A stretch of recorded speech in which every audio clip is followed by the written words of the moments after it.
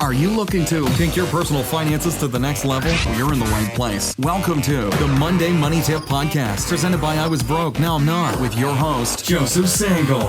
Welcome to the Monday Money Tip Podcast, presented by I Was Broke, Now I'm Not. My name is Joseph Sangle, and I'm fired up to help you win with your money.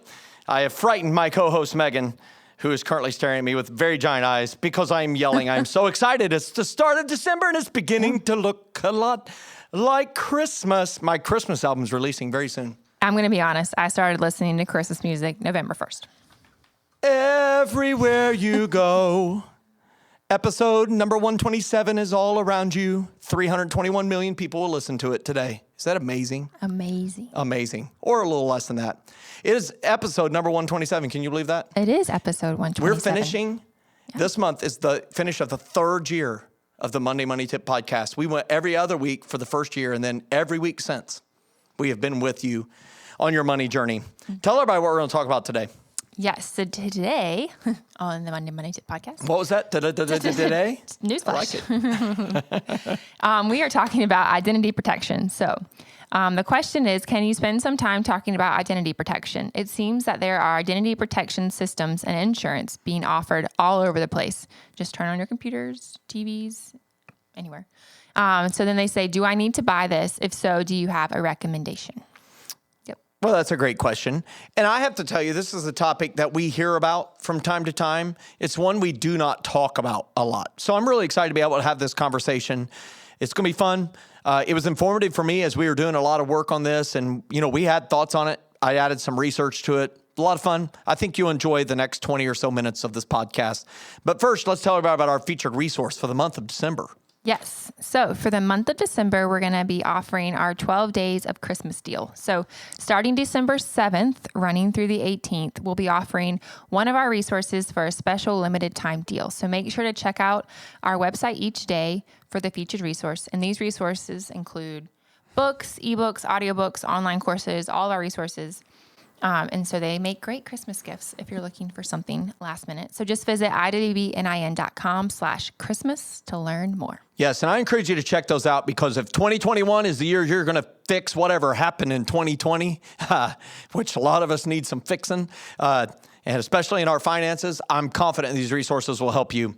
And now it's time for one of my favorite parts of the podcast episode. Let's go. Now it's time to get caught up with our current money events.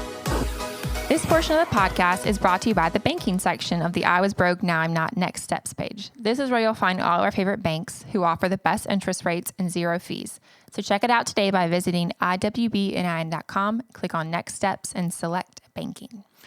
That's awesome. And I love the current money events section, which I'm singing in Christmas music. What's your favorite Christmas song, by the way?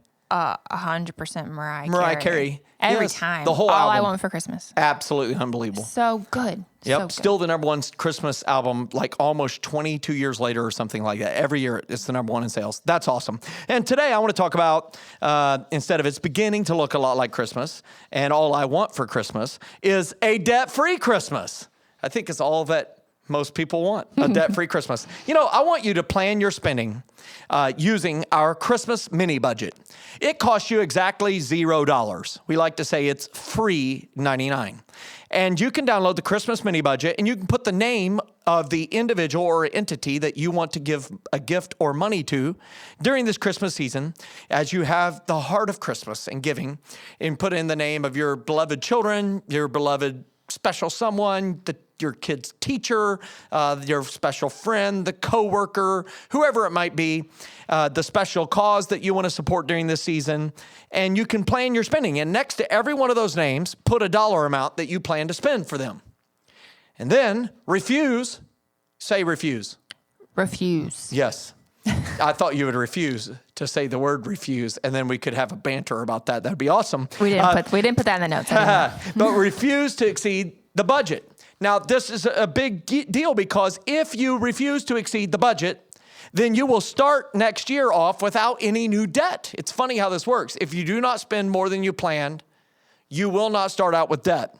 And here's the deal. Inevitably, you're going to you're going to find the perfect gift for this person. Like, it's the perfect gift. You're so fired up about it. It's special. It was found on Etsy, so it's awesome.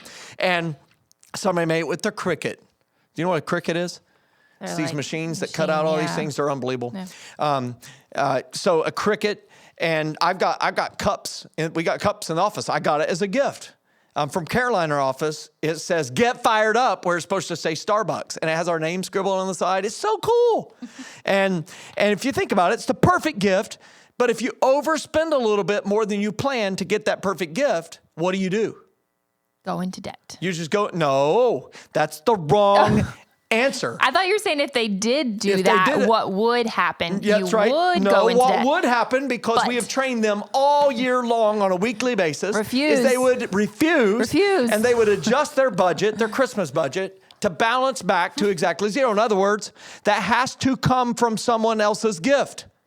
Here is the big news flash. The person whose gift you take money away from, they won't know it unless you tell them.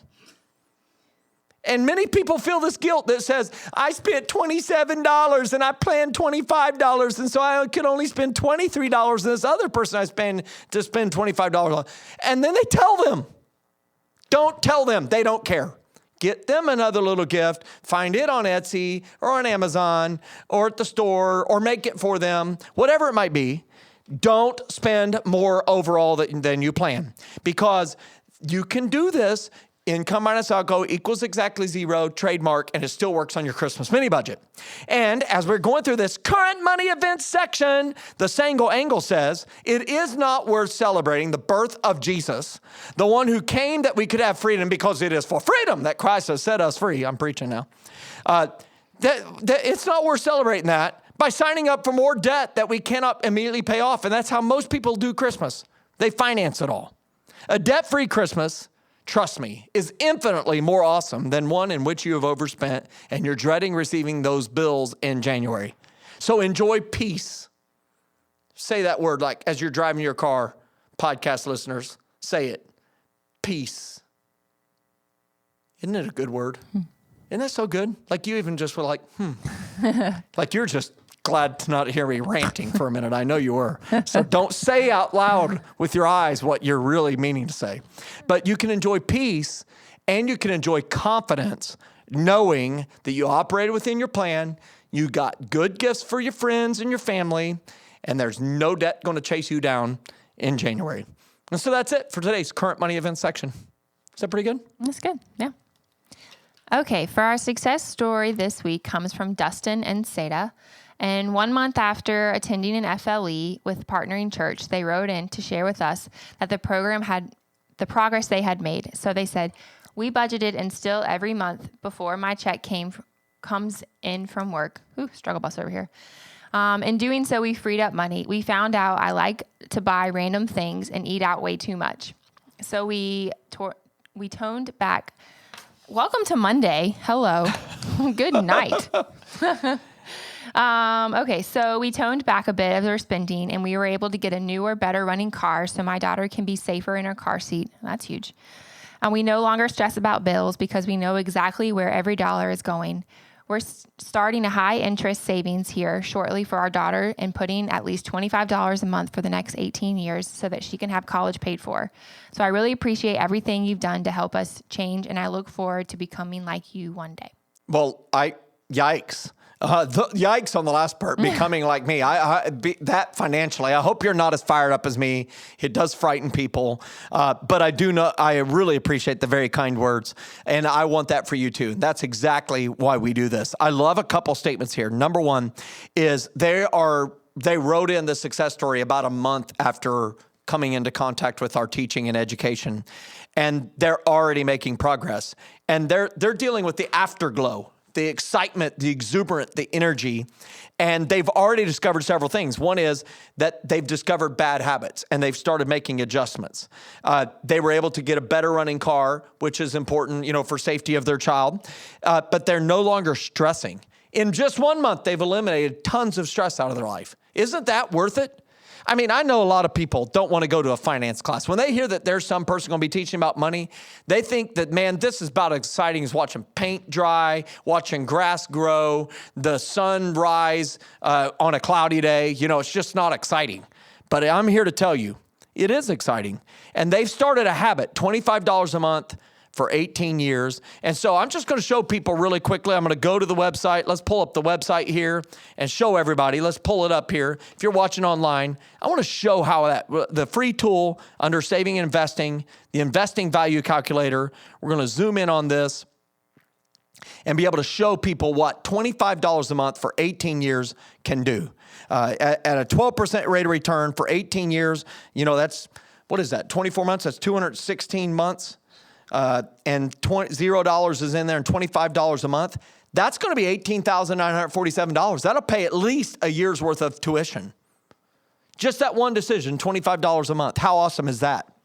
And so I just really encourage each person who's a part of this episode, think about what the one decision you could do today that you could automate that would put you in position for this incredible opportunity to build your investment account for your child. So thank you so much, Dustin and Sada, for sharing your success story with us. As we always say, the podcast is powered by your success. So let's go from there and talk about what the question is and the key component of the podcast is today. Can you remind everybody of the question, Megan?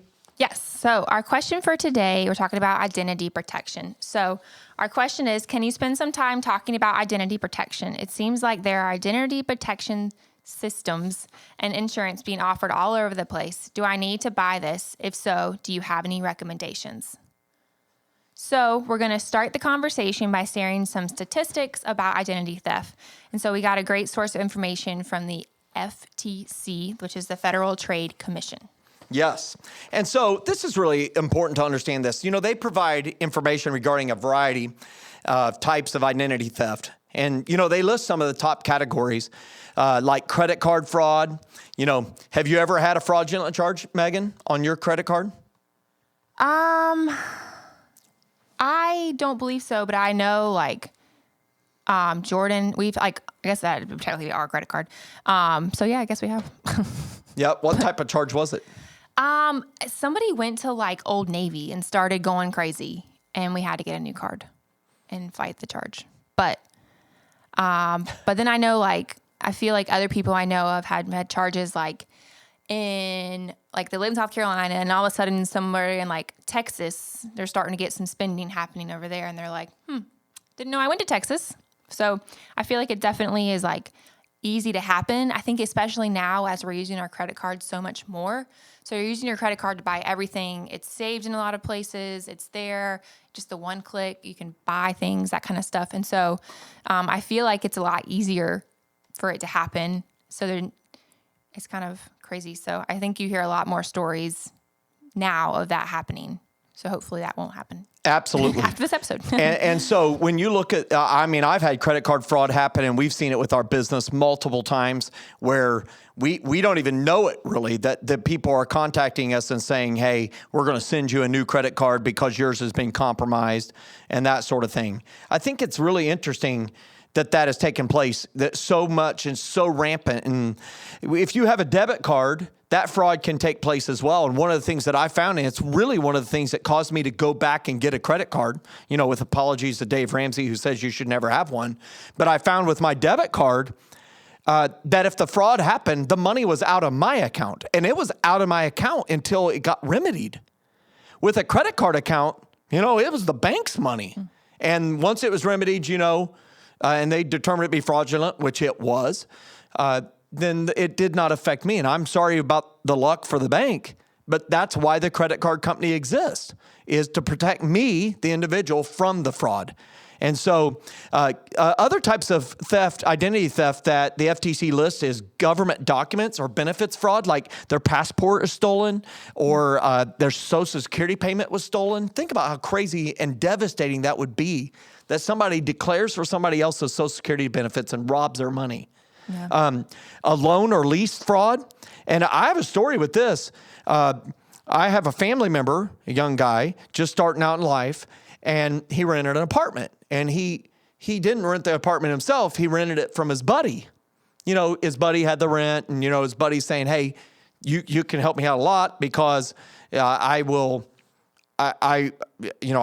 harder for me to cover the whole rent. So he rented out one of the rooms, and he's paying rent. And then one day, the guy shows up who actually owned the building, and he had never rented it to them. A fraudster had rented it to them, and they'd been paying the rent to someone else who was never the owner of the building. Oh my gosh. Because that person found out that owner of that building was gone and was kind of an absentee landlord and wasn't intending on renting it. And so my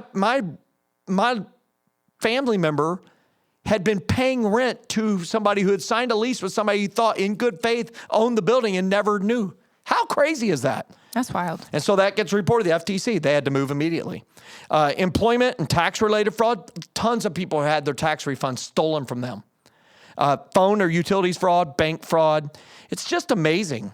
And there was a large-scale scam involving phony unemployment benefits claims that's been making headlines that criminals, this is in the pandemic, where criminals, possibly based overseas, are filing for claims for benefits. And remember, back here in the middle of the year, people were getting these $600 extra a week. They were using names and personal information of people who hadn't even lost their jobs because they knew there were so many millions of people applying that the government could not possibly go check every case. And so the investigation is still ongoing, but this much is known so far by the FTC. The fraud affected tens of thousands of people, which actually slowed the delivery of benefits to people who were in real need and costed the states hundreds of millions of dollars. Is that incredible? Yeah. And so I wanted to show a website. We're going to show it, and I'll explain it for those of you who are listening, but if you're watching on YouTube, you can see it. The website is identitytheft.gov. That this is such a profound issue that there's a website set up by the FTC called identitytheft.gov. And I want to show you, where it's a 3-step process where you can tell them what happened. If you've been the victim of identity theft or you think you've been the victim of this, you can tell them what happened. They will give you a recovery plan based upon that information, and then they will put the plan into action. They will help you with your steps. And so I'll just click on a couple links here where you can click Get Started, and you can say several actions. I want to report identity theft, or someone filed a federal tax return or claimed an economic stimulus payment using my information, or someone has information or tried to use it, and I'm worried about identity theft, or my information was exposed in a data breach. Which this is interesting. Experian, one of the largest credit bureaus who handles your private information, they got broke into and exposed a couple 100 million people's private information. So the very organization that should prioritize our data safety and integrity broke into, their data stolen, our data stolen. And the very next week, the government gave them hundreds of millions of dollars contract. That happened. So this stuff happens, and really there's nothing you can do completely to protect yourself. And so the question is, of these different softwares and solutions being offered, should I buy into any of them, if any of them? And so I wanted to make sure that if you've been the victim of it, you knew about identitytheft.gov, but then we can dive in to talk about the other details that can help you. And so, sometimes this is something for every person to check. If you have homeowners or renters insurance, that policy contains coverage for identity theft. And so you may already have this and not know it. And so I encourage you to check out your policy, your homeowner's insurance policy. If you're listening to this while you're driving, just make a mental note of it. If you're sitting at your desk, hey, pull up the policy they mailed you, or better yet, look at the one they sent you electronically. And so one of the top ones is Lifelock. Mm-hmm. You hear a lot of ads about them. Tell everybody about Lifelock. Yeah, so I definitely hear ads for them all the time. So they have 3 levels of coverage. So the first one is their standard, which is $9.99 a month or $11.99 a month after your first year. And then they have the advantage, which is $17.99 a month or $22.99 a month after your first year. And then they have the ultimate plus, which is $25.99 a month or $34.99 a month after your first year. And so that's just one of the ones that is one of the most common ones. I think Joe's going to pull it up so we can see it. So you can kind of look at all the different, they've added one, the Select. All the different plans that they have. So yeah. Yeah. And so you can see with the LifeLock memberships, if you pay annually, they'll give you a discount, and it starts at like $100 a year. And then you could pay, up to $260 in a year if you wanted their Select Ultimate Platinum Diamond Plus. I'm making up some words. But it starts with everything provides identity and Social Security number alerts and credit monitoring all in one, or for one bureau. And then the next level up adds security for 5 devices and VPN, which is virtual private network for up to 5 devices. And then they increase the number of devices as you go through it. It becomes unlimited if you have the Max Ultimate Plus. But the question is it worth it? I mean, that's the ultimate question. And so I will tell you, I don't own it. Do you own LifeLock? I do not. Okay. And it's not to say that LifeLock does not add value, but I did do research on Consumer Reports, which is kind of a consumer advocacy corporation, and they kind of say it's not really worth it. And the reason they say is, this is the quote, they say, you can often thwart such fraud yourself by putting a security freeze on your credit reports at the 3 major bureaus, which is Experian, Equifax, and TransUnion. And that can cost nothing to up a total of $30 overall. And it's a one-time thing. And LifeLock may recommend a freeze in some cases, as a LifeLock spokesperson told Consumer Reports, but it can't place one for you. Like, they can't act on your behalf. And so here's what I would just tell you. You could freeze your credit. And freezing your credit basically means you have to personally do something yourself online to unthaw your credit, so-called unthaw it. And so here are the pros and cons of freezing your credit. And I wanted to just share this with you, the pros. So Megan, kind of share 4 pros, and then I'll share the cons. Yep. All right. So one of the first pros is it prevents opening new lines of credit. So let's walk through them. You can share them. And so it prevents opening of new lines of credit. So if you don't unthaw your credit, no one can open up new lines of credit. So you have to physically go unthaw it through Experian, Equifax, TransUnion, or else no one can open up a new line of credit. That's pretty powerful. Yeah, so it's nice because you 100% know this is happening, but it also requires extra steps on your behalf. Which we may show as a con here in a minute. Yeah. All right, the next one is it helps protect you against some types of identity fraud. Right, so the word is some types. There's nothing you can do to prevent all types of identity fraud. I think if somebody wants to conduct fraud against you, they can probably find a way to do that. And this is why we really say it's important to pay attention to your credit report. Go download your free credit report from annualcreditreport.com at least once a year. Because if you do not, there's nothing that can replace diligent, watching your own financial situation and score and credit report. All right, so the next one is doesn't affect your credit score. Right, so freezing your credit does not affect your credit score. That's important to know. Mm-hmm. And then the last one is it's free. Right, so all of us can afford free. So you can start there.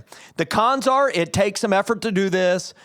You have to keep track of your PINs. But look, I just say put it on the stack of PINs and personal identification numbers. I think I have like 92 pages of passwords at this moment in a Word document. I'm not joking. I have that many pages, and it's not one per page. So just put it on the stack.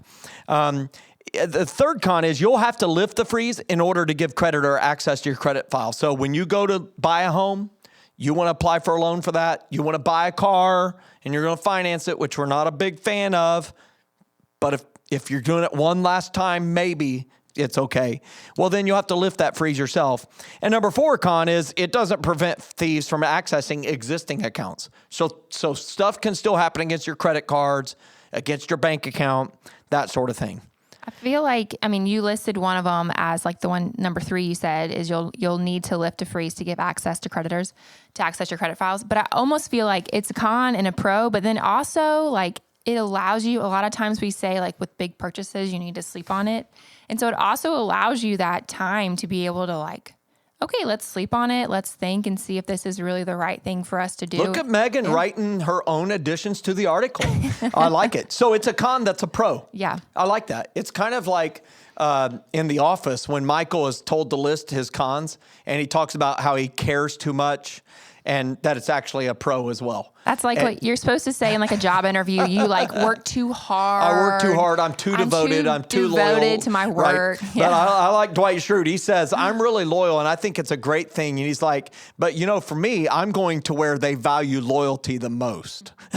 All right. So that's awesome. So that's the pros and cons of freezing your credit. So are we answering the question? The question is identity theft. Help me understand about it. What is it really?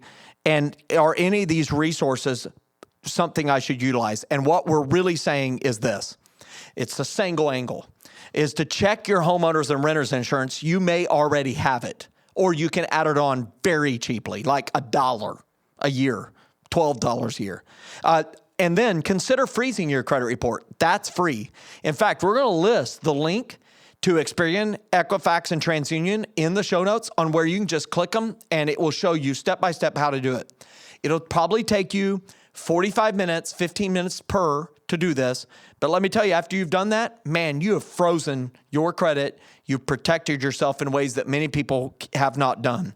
And the third thing is, if you believe you're the victim of identity theft, go to identitytheft.gov or just take note of that website so that if someone you know or you encounter has that, they actually have a pre-written letter for you to use to start the conversation with the organization that has been unwittingly defrauded. And we've got a link to that as well. Here's what we know. Identity theft cannot be completely avoided because the quote for the day is a verse from the Bible, Matthew 6:19. It says, don't store up for yourselves treasures on earth where moths and vermin destroy, and watch this, and where thieves break in and steal. You just can't avoid it sometimes. But store up for yourselves treasures in heaven where moths and vermin do not destroy, and where thieves do not break in and steal. For where your treasure is, there your heart will be also. And so, can't do everything, just do the things that are within your control. Ultimately, almost all of it is repairable, and you can fix it. And so, that's it for today's topic. Tell everybody what we're going to talk about in the next episode. Yeah, the next episode, we're going to talk about how to fix bad credit. So if you have bad credit, we're going to talk about how to fix it and address that problem for you. It's going to be a lot of fun. Yeah. That's going to be a great topic. I really look forward to that because I know so many people have had those oops moments in their past. Maybe when they weren't paying attention, paid several things late, or life happened and you went through a massive job loss, relationship went bad, and all of a sudden your credit went bad with it. We're going to talk about how to fix that so that 6 months from today, your credit will be soaring and sailing and doing great. Hey, if you like today's episode, please help us get this podcast to other people who could benefit. You can do that by rating our podcast, leaving us a review, clicking the subscribe button there on YouTube, and click the bell. You'll be notified every single time a new episode arrives. And then comment. Do you like what we talked about? Do you not like it? Hey, we want to hear both. We're big people. We can deal with both of those. And so as we close out, Megan, what would you share with everybody on this Monday as they're driving to work, driving home from work, they're on the treadmill, it's the start of the week. Give them one last tip.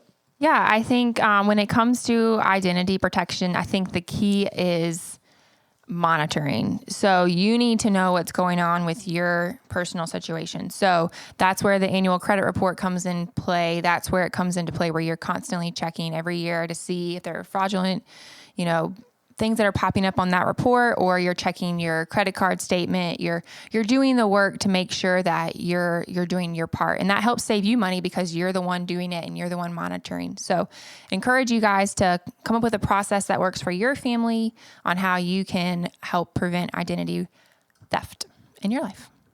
So, all right, have a great week. Get fired up. Go live a fully funded life. Thanks so much for listening to this episode of the Monday Money Tip Podcast, presented by I Was Broke, Now I'm Not. If you enjoyed today's episode, please leave a review and subscribe. And for more great content and to stay up to date, visit iwbnin.com. We'll catch you next time.